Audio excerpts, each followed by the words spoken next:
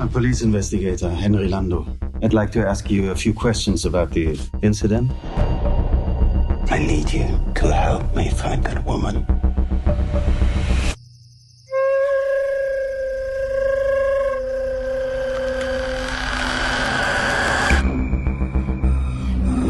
What was your first day, my dear? Not good. The closer you come to where we are now, the amount of people that have encountered the woman increases. When are we gonna see some action?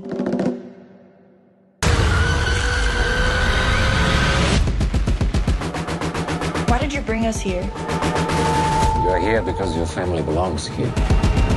That's a fucking weird way to put it. Oh, it feels so good. I need you to come to me now, my angel. Watch out! What did she want from me? If I were you, I wouldn't want to get hurt even more. Hello everyone. In this video, this interview is such an honor. So there's a big film right now in the world, Cuckoo. I believe you can go see it in your local cinema, local theaters, but I'm fortunate enough to sit down with one of the producers and the producer behind some of my favorite films and some of the greatest films of the 21st century, the amazing Josh Rosenbaum. I can't believe he'd take the time to chat with me, especially considering how busy he is, but we'll be discussing many different things. And of course, we'll be discussing Cuckoo, which is available to go watch in cinemas right now. But sir, thank you so much for taking the time to come on. How are you doing today? Doing fantastic. Look, as I was telling you, man, I'm honored that you reached out to me. I've been watching your videos, so that's how I knew I made it in this industry, is when you reached out. So I'm super excited to talk and chat and tell you all the great and horrible things that producers do. It's amazing. Very rarely people will ever be aware of the interviews I was doing, but when I reached out to Josh, he'd seen, I think it was my Oz Perkins interview. Yeah. So that was when I knew, I'd known I made it. Never mind you, because I was like, wow, one of these big producers has seen my videos. Wow. I'm like, so man, I'm just ecstatic to get to chat with you. But I'd love to ask you, first things first, it's a funny kind of period we're in now, especially for you with Cuckoo. The film, you probably spent so much time slaving away, working on it, jumping obstacles, but now the film's out in the world. What's this process like for you? You know, you've made the film and now it's out in the world, and all of a sudden it's like it's not in your hands anymore. You know, you're not in control of these producing aspects. All of a sudden it's just out there and people can watch it and take whatever interpretation. So what's this process like right now that you're experiencing? Are you sure you're not a producer yourself, like in the guise of a younger man? Because I'll just rip off the mask. like that's it's a very deep question to start with, because you know, producers oftentimes can be the one who's been with the project the longest, whether it's like, you know, finding some article or, you know, hopefully you get the experience of just being arm in arm with a filmmaker who wrote a script from, you know, the day they share it with you. And then you're kind of helping to support their vision. I really like that. But yeah, you spend years and years working on a project, and your instinct is to want to let go as soon as you've delivered the film. Yeah. And just, you know, trust the distributor that they're going to do everything correctly and they don't need any kind of collaboration or input. But that's, you know, basically almost never the case. And, you know, you and your filmmaker know this film better than anyone else. Yeah. So you really, like, your job is kind of just begun. And usually at that point, you're already so exhausted from this film. You've seen it like hundreds of times.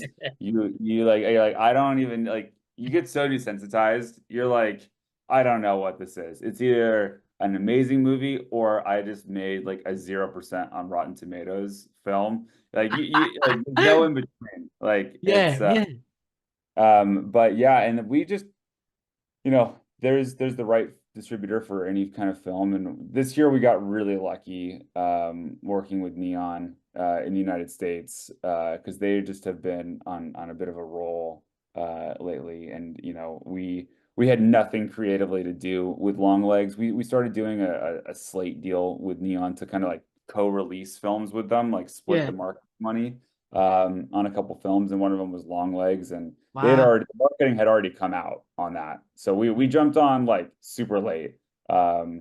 But it's just, because it really makes such a difference when you have a distributor who's like trying to be bold and, innovative in their Yeah. approach.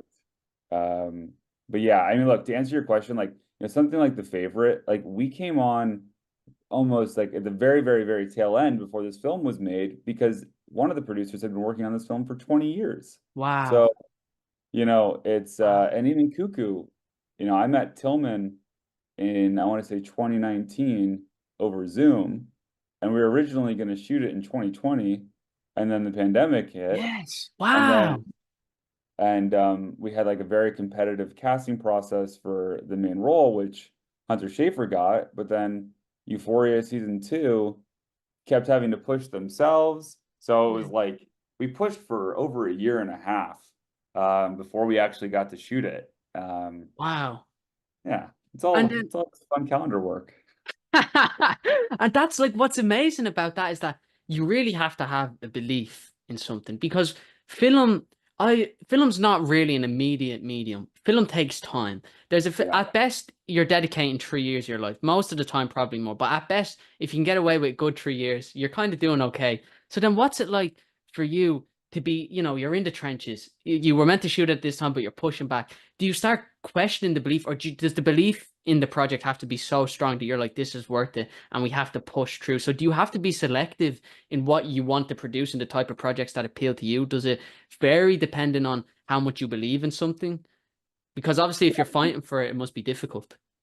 No, that's a really good question because actually, so my trajectories, I started at an agency, a talent agency, like one of the big agencies, and our job in this department I was in was to help producers raise financing Yeah, or sell these films. And like you see, unfortunately, most projects in this world are not good. Like, yeah, like the ones that don't see the light of day. And I just realized, like, I was like, this is tough. Like, I yeah. don't think I could ever be a like snake oil salesman and like try to convince something that like I don't wouldn't want to see myself. Like, I just like I couldn't fake it. I couldn't try to convince someone else to like get involved, let alone spend money on something that I don't feel passionate in. Like, film's just Yeah. too personal. Um, and so being so once I started working with Ken Cow at Waypoint, it was like such a relief. But you are getting told as a producer no, like every single day. Like, Yeah. you're just getting passes all day. And so you just have to be able to just not even like mentally register these passes because you Yeah. always have to be pivoting. Like, you're just Exactly. like, Wow. okay, like there was a project that like we were taking out as a TV, sorry, as a film pitch, and we were taking it around town, and I was just noticing it was not clicking. I was Yeah. like, we're gonna go take this out to 10 places, and because we've never completely struck out before, I was like, if we keep taking this out, like we're gonna end up with like zero options, and everyone has said no. So I was Wow. like, you know what? I think we should pivot this to a TV show. And then our first meeting, we pitched to AMC at the time, and they bought it. So it was Wow. just like it's always just like coming up with like Solutions. how can I bamboozle someone? No. How That's can the I snake convince oil salesman in you. That's the snake oil. right? I guess I am my own worst enemy. No, but like, I mean, my favorite thing is like, meeting someone like Tillman, these like auteurs and filmmakers of the world, like the Yorgoses we've worked with, like who has their vision and feels so strongly in it that like I get so enamored Wow. that I'm just drinking their Kool-Aid that I'm just like, all right, I'll stop at nothing to like fight for everything. And even if I know some aspects are going to be like just literally impossible because of the feasibility of like, okay, like, how long can we shoot? What kind of actors can we get? But I just know I'm going to fight for that and start at that point. Otherwise, like you're gonna be fight. You have to go fight the rest of the industry in the world. So like you got to start from the like highest form of belief, and It's amazing. really, you're protecting this filmmaker from start to finish, on set and through post production. It's really a team sport, as I see it. I mean, I think you're totally right. It's a collaborative medium, but it's so amazing to hear you talk about it. It's that it's just pure passion that kind of helps push you through those tough days. Because, like, I'm sure now it's more of a period where you get to go to red carpets and stuff, and people are watching the film. When you're all these months back and you're there looking at schedules and call sheets, you're probably not thinking about this period that you're in right now. So it's fascinating to hear that it just truly is pure passion and pure kind of love in a way that can help push you through all those kind of hard moments. And is that something that you think you've gained with experience?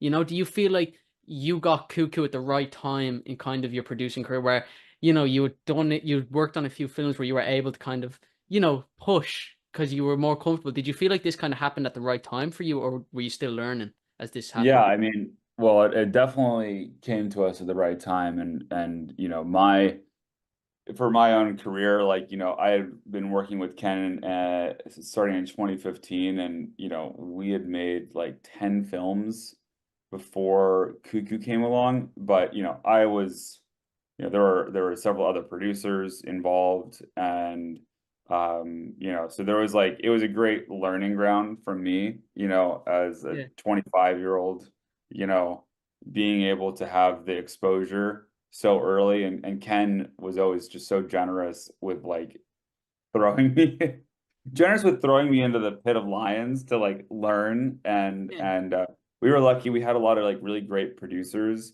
who, I think a lot of people in this industry are like very scared to ask questions and ask for guidance and help. And because which is crazy to me, because there is no, like, you can't really go to producing school. I know that there's like, I didn't do it, so maybe I'm talking out of my ass, but like, I know there's master's programs, but like, it's all just like from learned experience. Yeah. And so I just like was 25, 26, and I, you know, I just didn't have any, I was too naive to just be afraid to even ask questions. So I just started like asking these producers about problems we were having, just general things. Then I quickly realized that no one has any idea what they're doing, and it's just Yes. problem solving. It's just like figuring it out. Like, yeah, you learn some tricks of how to deal with certain tricky situations because there Yeah. are like, difficult personalities, and like Exactly. how you Egos and handle. temperaments on sets and stuff like that. Yeah, and so it's like, look, most days on set you're just a therapist. Like, you're just stealing food from craft services. Like, you deal with the problems when they come up. You're like, at the monitor with the filmmaker, and if that, by the way, there's so many ways you can produce, Yeah. right? Because some Exactly. films I'll be producing from the office. Others, like films I'm making with Tillman, I'm gonna be on set every single day, like bleeding and crying with him, So, um, but yeah, it did come at a perfect point for me to have like my first, like, I'm running the show. And Ken was very gracious with his, time, but it was perfect because I just, I felt very, very comfortable. Yeah. The experiences on the 10 films prior to like really run with it. And I knew also like it was the perfect kind of film for me. Like, it's very important for all the films that Ken and I have done, except for two that Netflix mandated we not shoot on film. We've shot Yeah. on film. Wow, So, really? so That's amazing. we really like the analog spirit, and that was very important to Tillman. And he's like, it's a non-negotiable. I was like, great, me too, And then it was also a non-negotiable for Neon. So we're like, usually like fighting for film is like the Yeah. biggest challenge. And on this project, it was like Wow. everyone's like, yeah, we have to do that. So, it's because when you see the film, it's bonkers. Like, it is a genre melding, wacko film that's like that looks we tried it looks wise, tried it to be the antithesis of kind of the, I guess, more typical like A24, or color palette, and the Yeah. antithesis of the Netflix polish. Like, when we're delivering the film, you have to go through quality checks, and normally it's like, hey, there's this film scratch there. Like, we can see the gate, Yeah. and for us, we're like, and there's actually even a part of our film where we intentionally, there's like a slow-mo shot where we intentionally made it so we could see a fluorescent light flicker, Wow. because it was like an homage to some other films. But we had to be very clear and fight with the distributors, the people that are hired to like quality check, like, no, no, no, this is all on purpose. Like we want Wow. all these like, blemishes. That's So amazing. That's unreal. And I love that idea of fighting for film. And so is that something for you and Ken? Was this just something that comes from your love of cinema and growing up watching films like being shot on film? Or where does that love for film come from for you, I guess, as a creative and as an artist? it's interesting because I never got to shoot on. I grew up in Phoenix, Arizona. There Wow. was no Yeah. opportunity for shooting on film. Like I don't think I'd even, yeah, like no, no, like photography, but like no one was shooting on film that I can recall since like I don't know. Spielberg was doing Super 8 videos in Phoenix like 30 years before I was born.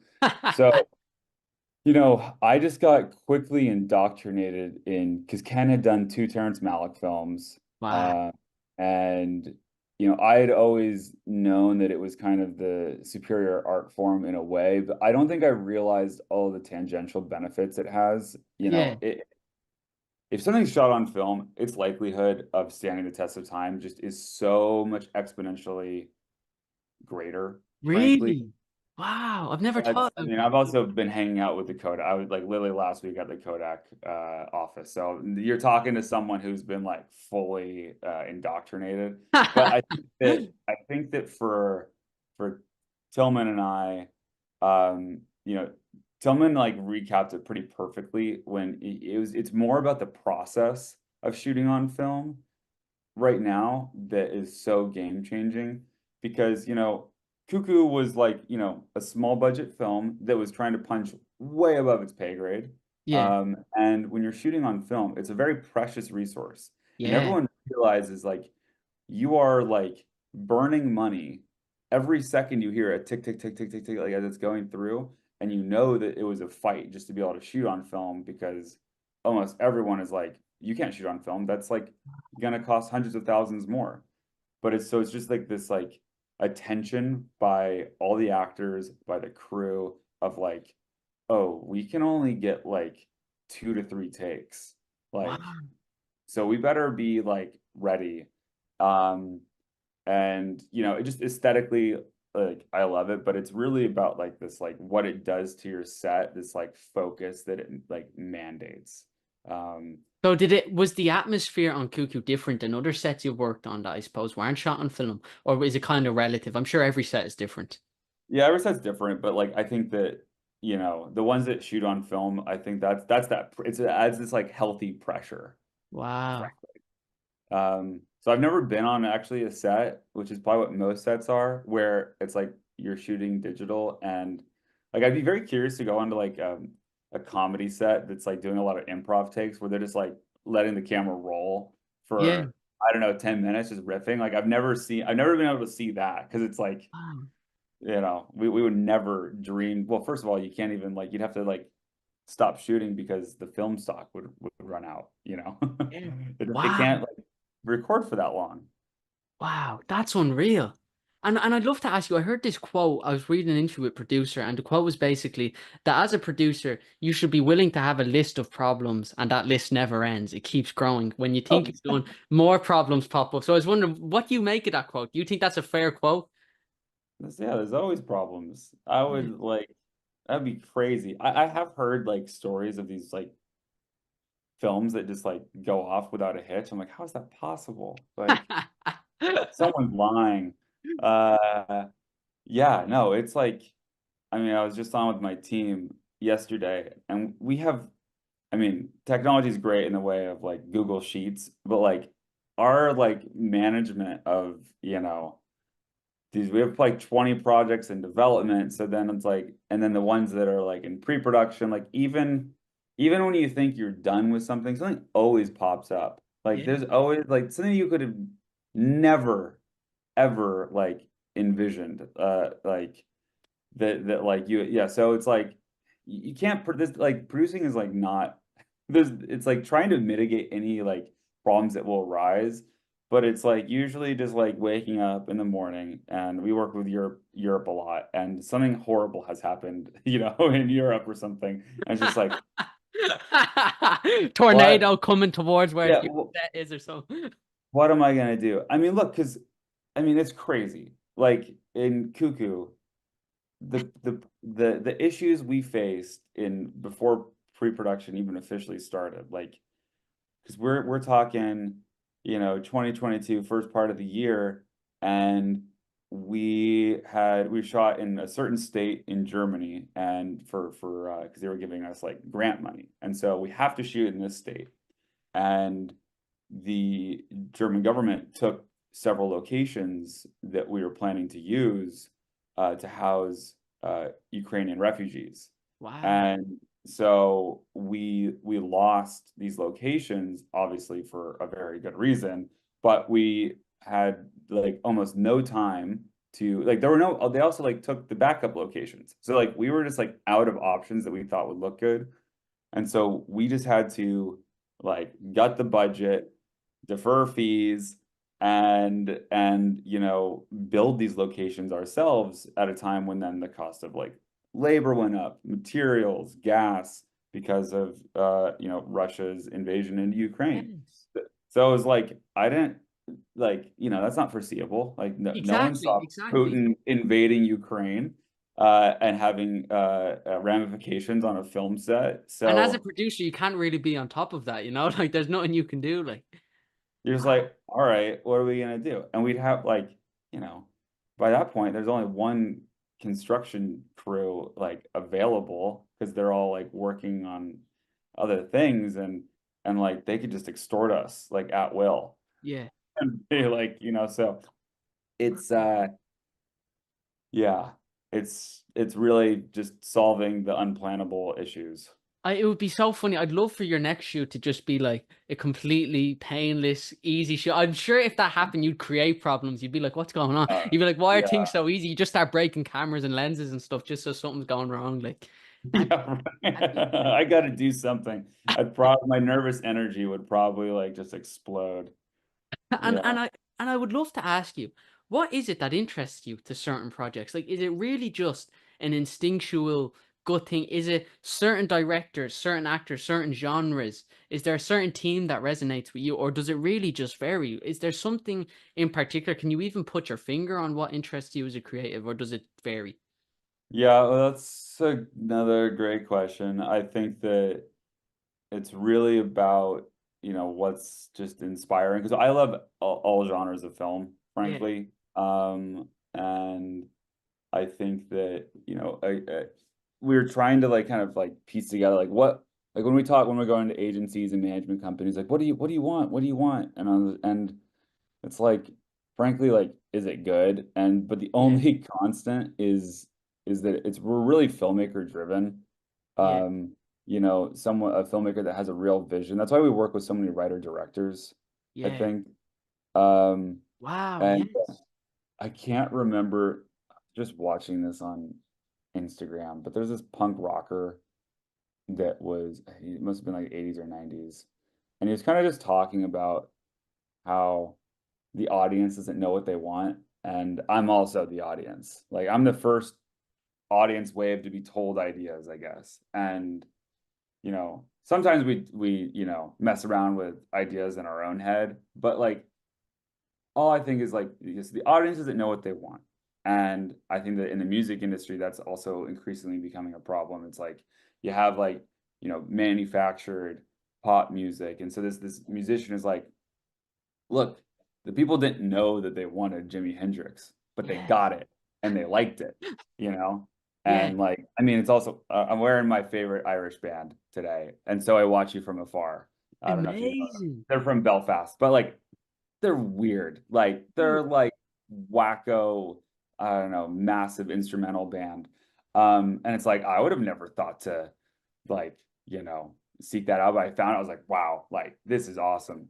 And then like the fashion industry, they're not asking people what they want to wear. They're just spewing it out and like, yeah, whatever sticks, sticks, like. And so I think that the film industry, as it's been acquired by tech giants and telecommunication companies, You know, and as there's obviously a lot of stress on all these companies to perform, that Yeah. they're, you know, resorting to you know, getting data on on like what audiences want to go see, like actually like polling people before they even greenlight development on projects, honestly. And so it's like, I guess the people wanted to see Garfield again, but like I'm more interested in just seeing something that completely surprises me. And I think that this year's box office, I don't know if it's been 1-to-1 in the UK, but like at least in the US, it's like everyone's like, "Oh my God, the box office is back." And it's like, yeah, because like interesting movies are being made. Yeah. Like, because I remember like the box office was not doing well for a long period of time. And it was just like, I myself am in this industry and I've had very little interest in going to the movie theaters because Yeah. as just a fan, I'm like not into it. And then this year, I'm like going to the movie theater like every like week, it seems. Whether it's some tiny film like Dee Dee or Kneecap, or which is so great. You liked it? I loved Oh it. yeah, yeah, I love the director. He's awesome. I haven't met the guys, but I met the director at Rich Sundance. Like, Richie yeah, Petty. Yeah. They're yeah, amazing. yeah, he's awesome. That movie's awesome. But like, you know, those are just like, and like, so I'm just like captivated. Their original filmmaking, and even on like the bigger side. I mean, obviously you have like original filmmaking, even at a level of Denis Villeneuve at Dune. But there's just been like actually films I want to go see, and you know, even some that are like just have been poorly marketed, but were actually I just watched Furiosa, and I was like kind of surprised. Yeah. I was like, that's actually a pretty good movie. It's just, yeah, the marketing, man, that's like it's so crazy. Like, to go back to your first question, Yeah.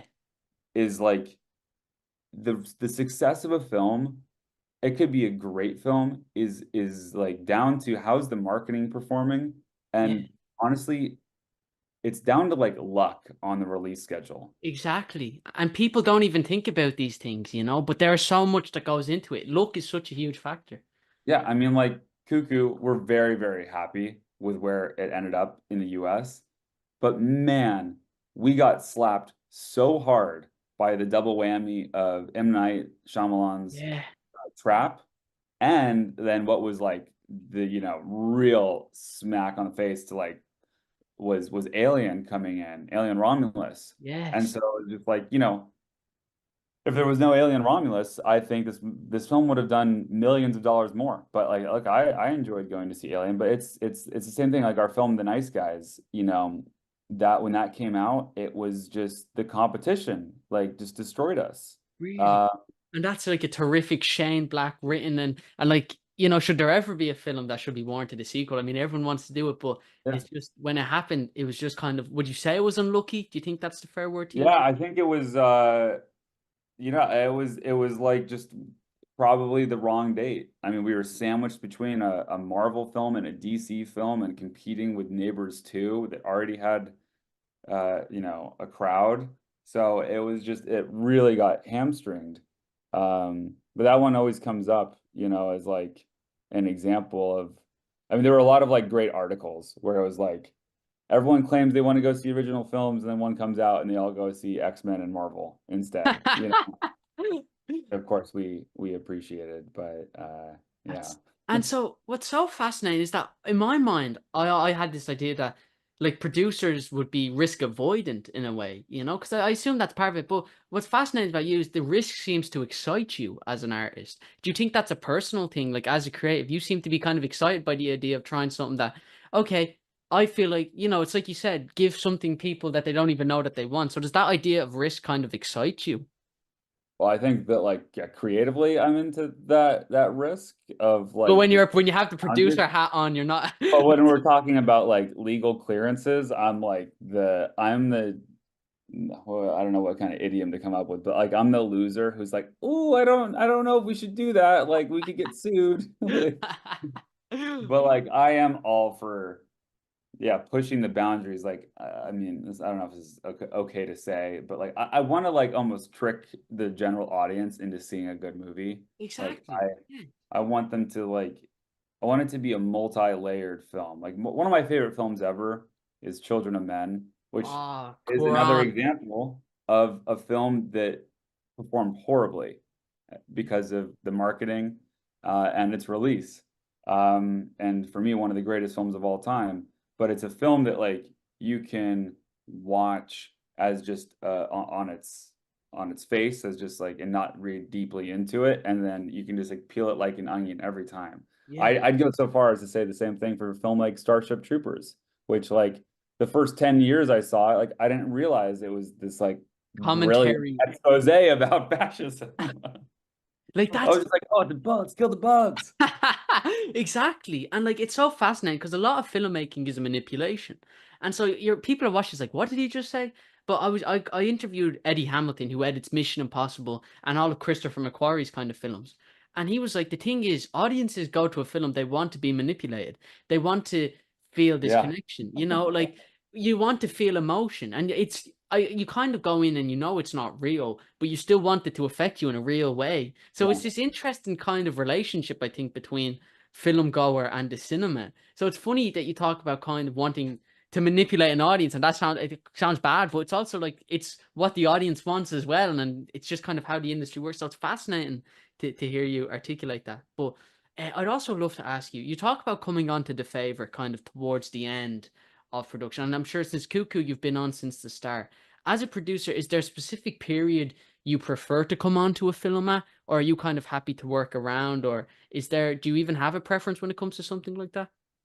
Well, we're a very, very unique production company, and I don't want to get technical and boring, but we basically have like Waypoint gets to play in a couple different buckets, Yeah. which is very rare, because we have, financing resources. So, and Ken started out, fully financing the films that we were producing as a production company. So, that includes things like The Favorite, Hostels, the Scott Cooper Scott Cooper. Western.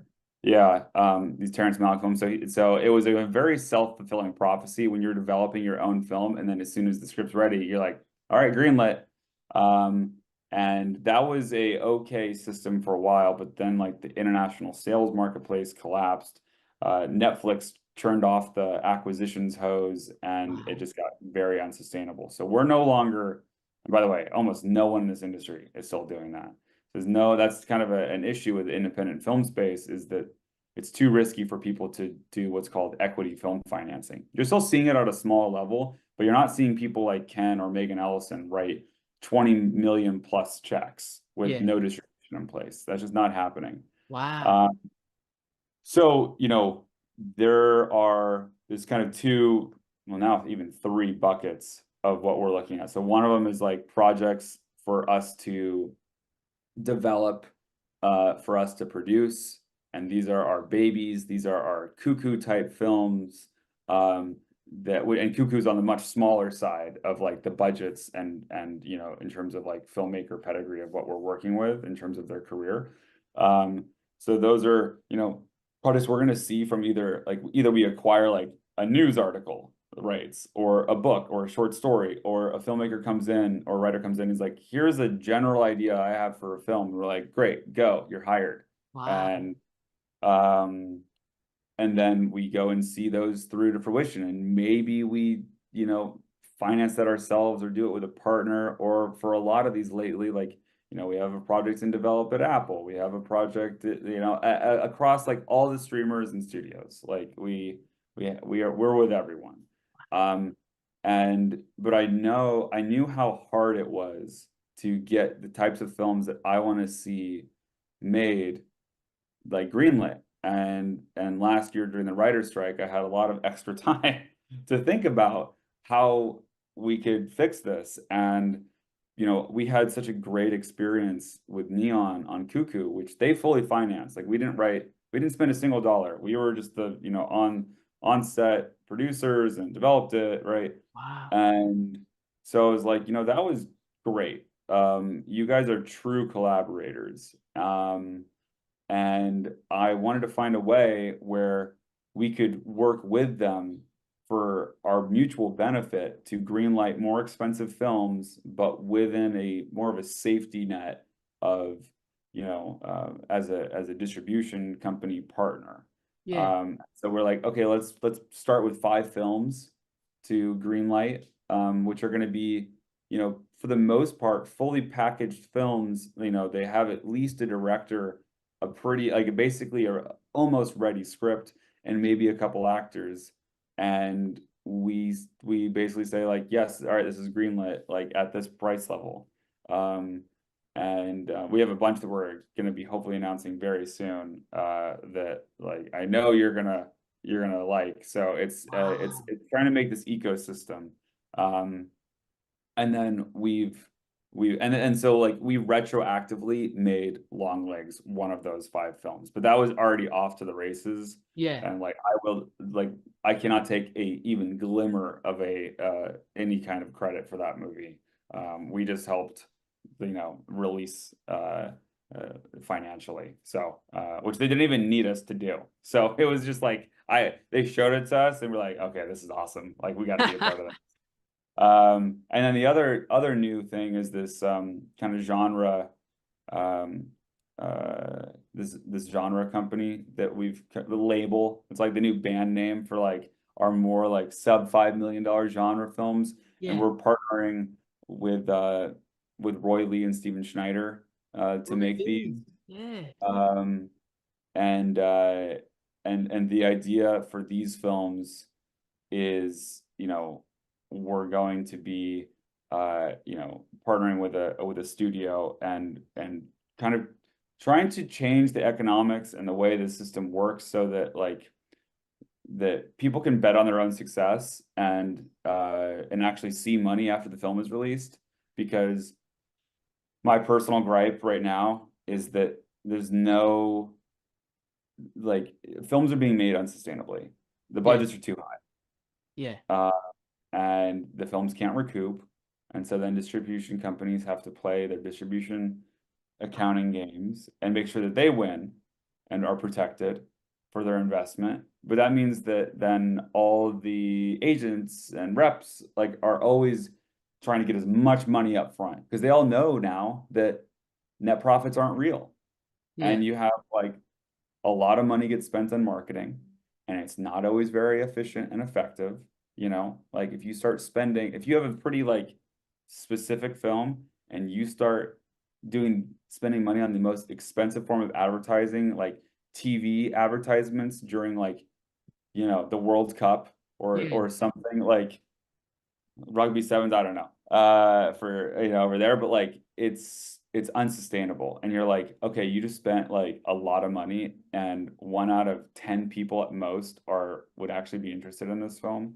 So it's just trying to create efficiencies. Sorry, that probably got a little boring. That I'm not sure. That did absolutely not get boring. I think it's so fascinating hearing you talk about that aspect because this is why I love chatting with producers, because it's funny, like as a film fan, I'm sure you notice yourself, you see an advert and you don't go into the thought that obviously you probably had when you're worrying about something like distribution, because that's so fascinating. I never even thought about it.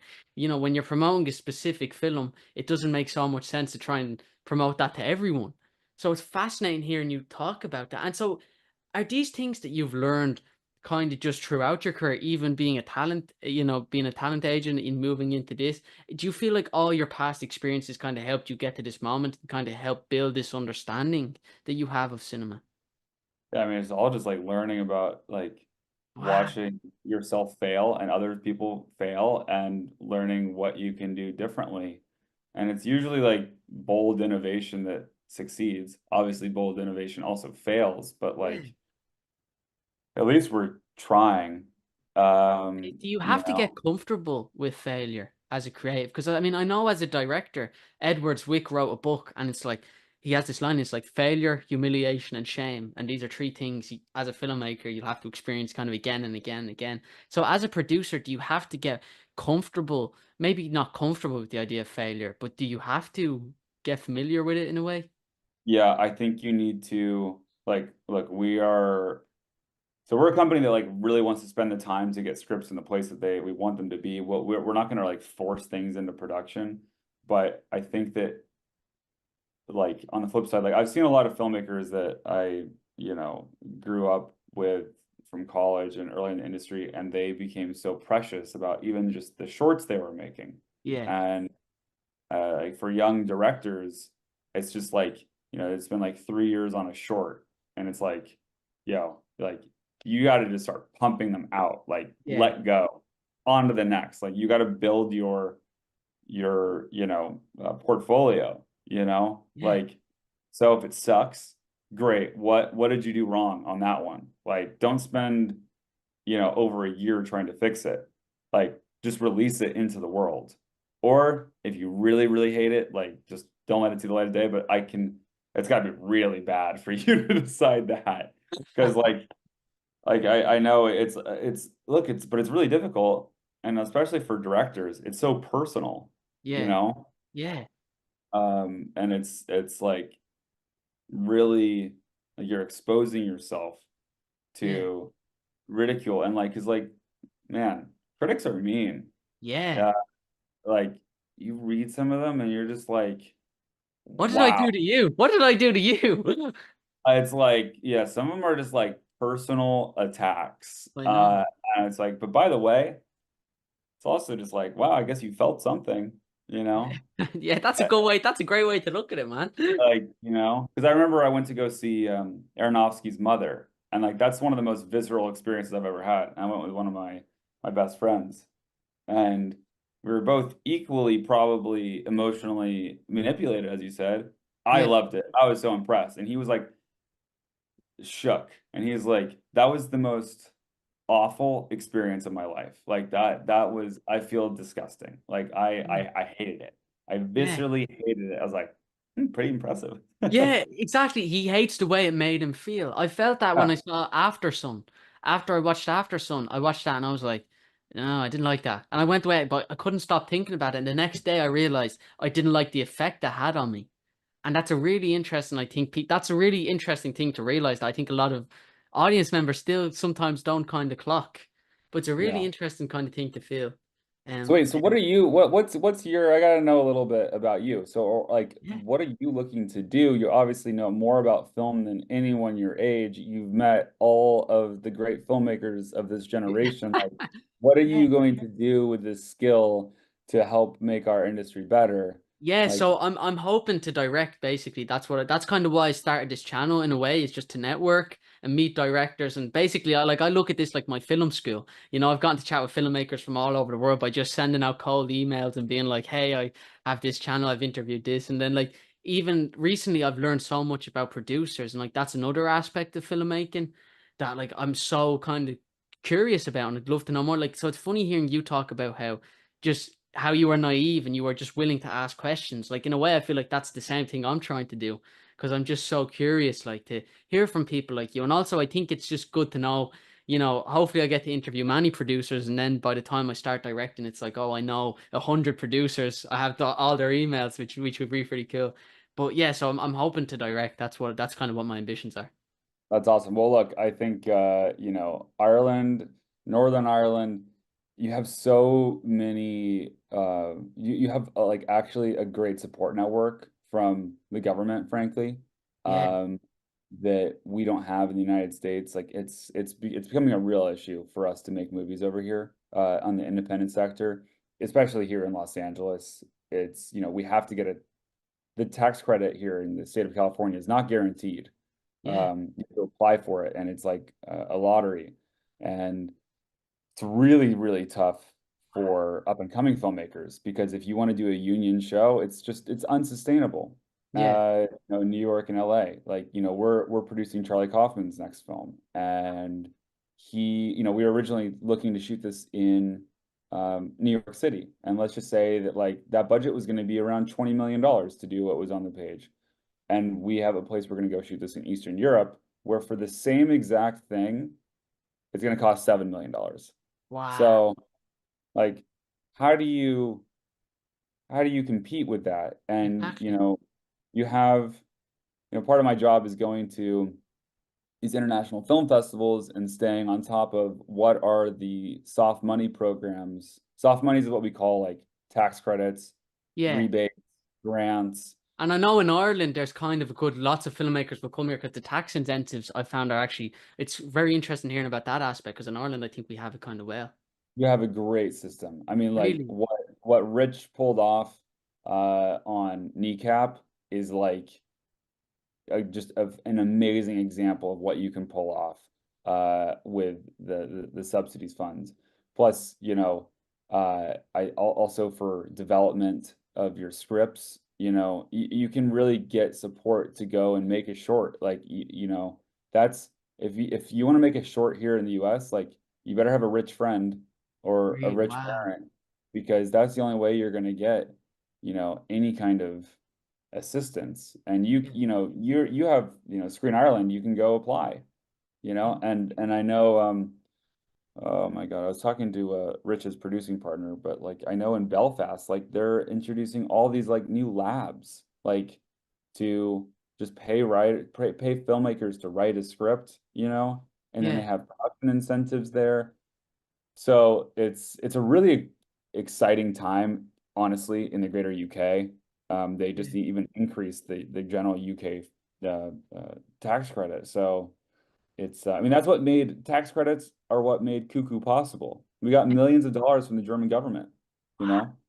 So yeah, I mean, you're in a great place to network, and I would just say you just have to do it. Yeah. You know, Yes, and sir. you're talking to a person who's been way too intimidated to ever write one word on Final Draft, but like all I can say is like you just have to start going. I Like, mean, yeah, but it's like, sir, it's amazing hearing from someone like you because I don't know if you kind of know how knowledgeable you are, but the fact like you even know about Screen Ireland, like, and hearing you discuss all these different tax incentives from all these different countries, like, man, your knowledge of producing, like, is like, man, I'm really kind of in awe of you. I think you're ridiculously talented, man, and I'm so grateful you took the time to chat with someone like me. It's just been I've had so much fun, and I really learned so much from chatting with you, sir. Before we finish up, is there anything you can promote? Or anything people should go check out? I imagine Cuckoo's the big one. People can go watch that in cinemas. Cuckoo's the big one to go check out right now. Deadly. Yeah, it should be entering its second weekend in the UK, and it's just really fun. It's also still in the US. It's screening on 35 in a couple places, so if you can see that, check it out on film. Um, but yeah, that's currently the one. We're gonna have a bunch of stuff coming out. We'll have to do another update I'm next year. telling you, man, we have to get you back on the channel. There's so much more we could go through, man. There's so much more. And so Absolutely. in our next episode, we're just gonna be talking about tax incentives for about 2 hours. So stay tuned for that, everyone.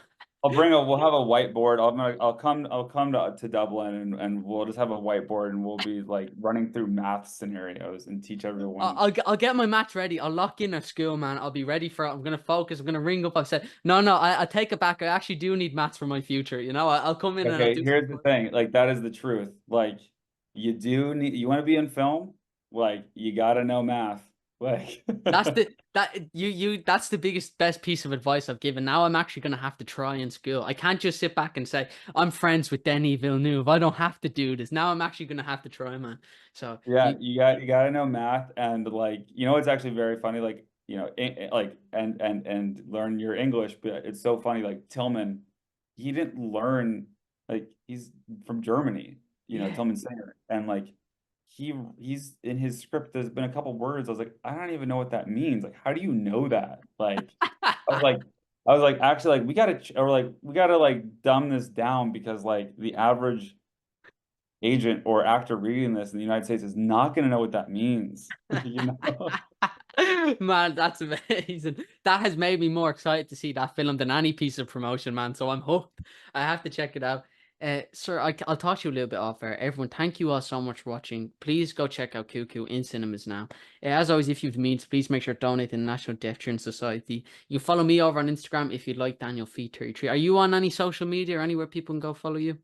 Not publicly. I love it, man. I love it, man. I thought you were on TikTok. I could have sworn I saw you. I saw you on TikTok. No, man.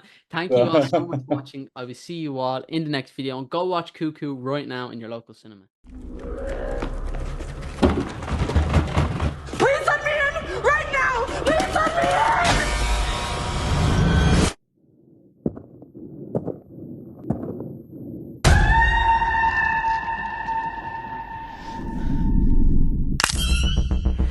police investigator, Henry Lando. I'd like to ask you a few questions about the incident. I need you to help me find that woman.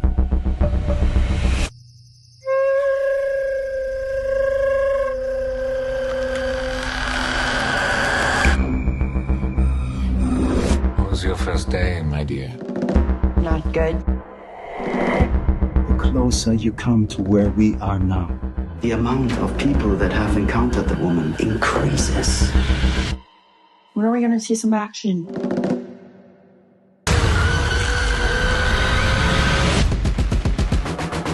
Why did you bring us here? You are here because your family belongs here. That's a fucking weird way to put it. Oh, it feels so good. I need you to come to me now, my angel. Watch out! What did she want from me? If I were you, I wouldn't want to get hurt even more.